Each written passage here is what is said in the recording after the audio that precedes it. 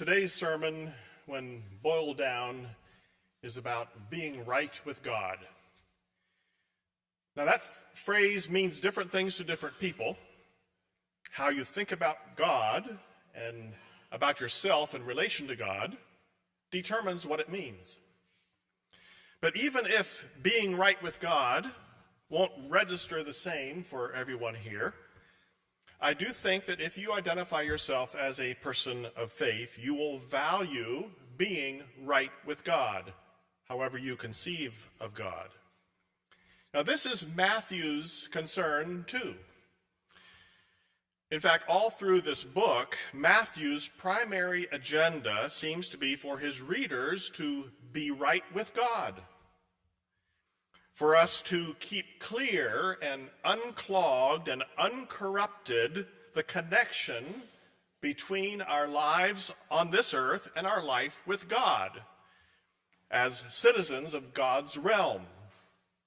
Now there's another key phrase, God's realm, or as Matthew puts it, the kingdom of God or kingdom of heaven, is that sphere in which God's rule is recognized and respected. Now, first, let's review where and when Matthew's gospel emerged. As I mentioned in my introduction to this series, the most likely social, political, and geographical context where this particular gospel emerged in the early church was sometime after the destruction of Jerusalem in 70 AD, somewhere around Antioch of Syria, 300 miles north of Jerusalem. I reminded us that the siege of Jerusalem by Caesar's army not only resulted in the temple and palace and other key buildings being reduced to rubble, but over 1 million Jewish people dying in that mass murder. Now, we must remember that Matthew is writing, most likely, to a fairly new Jewish Christian community in Antioch a few short years after this unspeakable trauma. Matthew's audience was only a few hundred miles from ground zero, living in the heart of the Roman Empire, surrounded by Gentiles who were loyal to the same Caesar who had just committed genocide against their people. Every member of the Christian community in Antioch and every member of the Jewish synagogue locally would have been on a high alert, would have been grieving for the loss of relatives in Jerusalem, grieving a loss of a place to go home for Passover and other religious festivals. These were wounded and traumatized people who were also becoming more distant from each other. The Jews in Antioch who believed in Messiah Jesus and those who didn't had very different understandings of what it meant to be right with God. They had very different understandings of what the phrase kingdom of God meant. It created a gulf that ultimately could not be bridged. And followers of Jesus were separated from their synagogue. Acts chapter 11, verse 26 even tells us that it was in Antioch that the disciples were first called Christians. That separation, that schism, was so profound that they were given a new name, a new identity, distinct from their Jewish cousins. It's a sad chapter, the Jewish-Christian schism, a rather long and complicated chapter, and one we can't really undo 2,000 years later. But my point today is not to evaluate that schism. It is to say that we can't fully understand Matthew without naming those conflict dynamics that were front and center for the first people reading this gospel.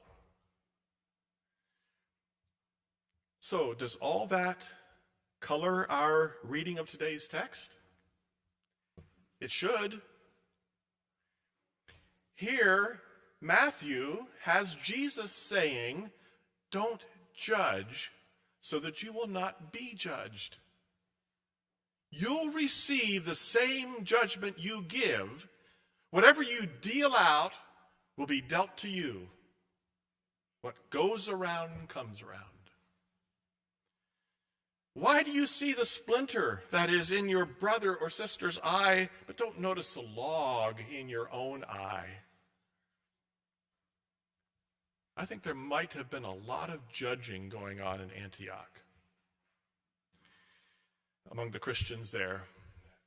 Judging the leaders of the local synagogue who ousted them, judging the Jewish authorities in Jerusalem, judging their Roman neighbors who were part of the system that was crushing them, judging even new Gentile believers in Jesus joining their community. Right there in Antioch, in that Christian community, there were multiple cultural, ethnic, and religious frameworks that were colliding with each other. And this was true inside the church, and it was true between the church and their community. Does this sound like familiar territory for the church of today? Conflict with prevailing cultural values, conflict with other religious frameworks held sometimes right inside our own church bodies by people we call sisters and brothers. As an example, our Virginia Mennonite Conference did some sober self-reflection yesterday in our delegate session in D.C. And thanks for your prayers for us, by the way. We ended with a ritual of lament. And every delegate and pastor went home with one of these broken pottery shards as a grim reminder of the current state of the church. Yet, as a prayer for hope that God might create a new vessel from these broken shards. Maybe we aren't that far from Antioch. What goes around comes around. Well, here is the heart of Matthew's message. If you want to be right with God, if you want to be part of the kingdom of heaven, pay attention to your relationships with your human family.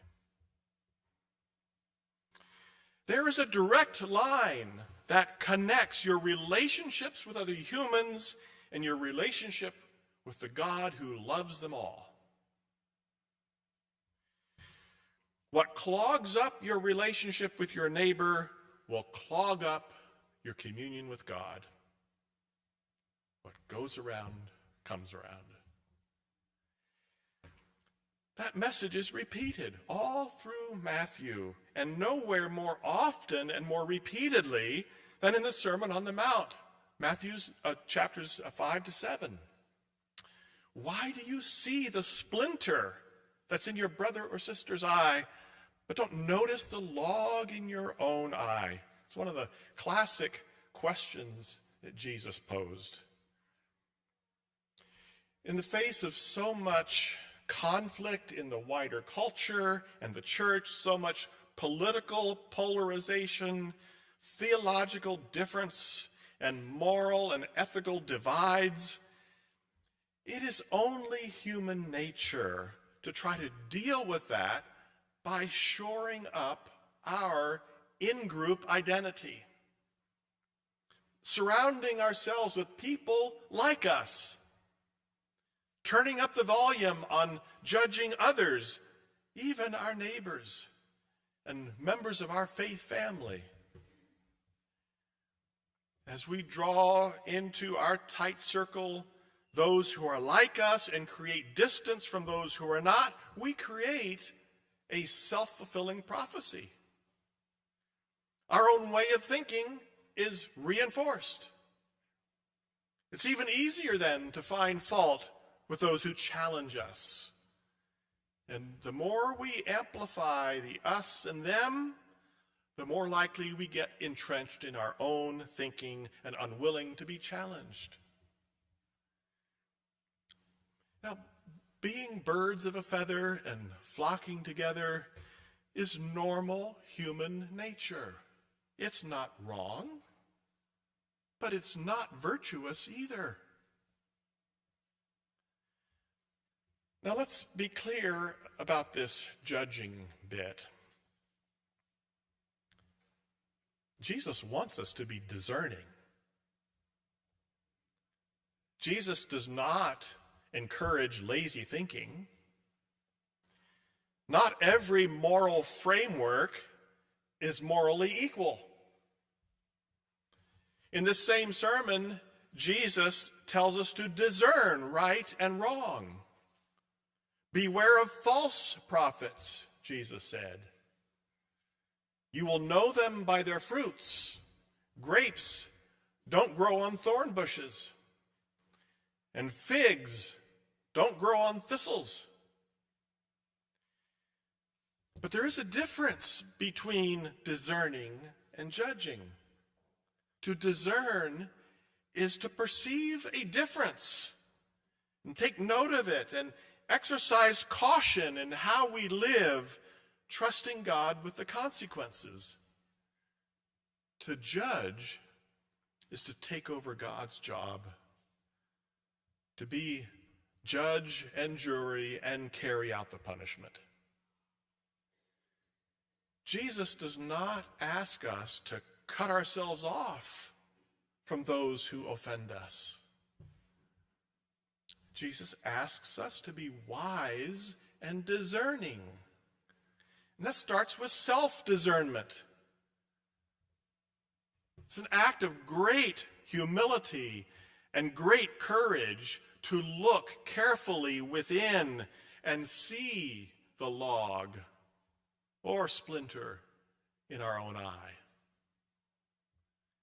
If we can't see those logs and splinters, it's certainly not for lack of them being there. I assure you, they are there. So do we still want to be right with God? Matthew inquires of us. Well, get ready, there's more. It goes beyond not judging those who look at things differently than we do. That's the easy part. Earlier in the sermon that Jesus is giving here, Jesus brought home a point that's much harder to hear. So hard that many Christians today find convenient workarounds to avoid the demand altogether. Turns out our relationship with God also depends on how we relate to our enemies. We jumped over these verses in the lectionary, so let me just read a few excerpts from Matthew 5. You have heard that it was said, an eye for an eye and a tooth for a tooth. But I say to you, you must not oppose those who want to hurt you. If people slap you on the right cheek, you must turn the left cheek to them as well. When they wish to haul you to court and take your shirt, let them have your coat as well. You've heard that it was said, you must love your neighbor and hate your enemy, but I say to you, love your enemies and pray for those who harass you, so that you will be acting as children of your Father who is in heaven. If you love only those who love you, what reward do you have? If you greet only your brothers and sisters, what more are you doing than others?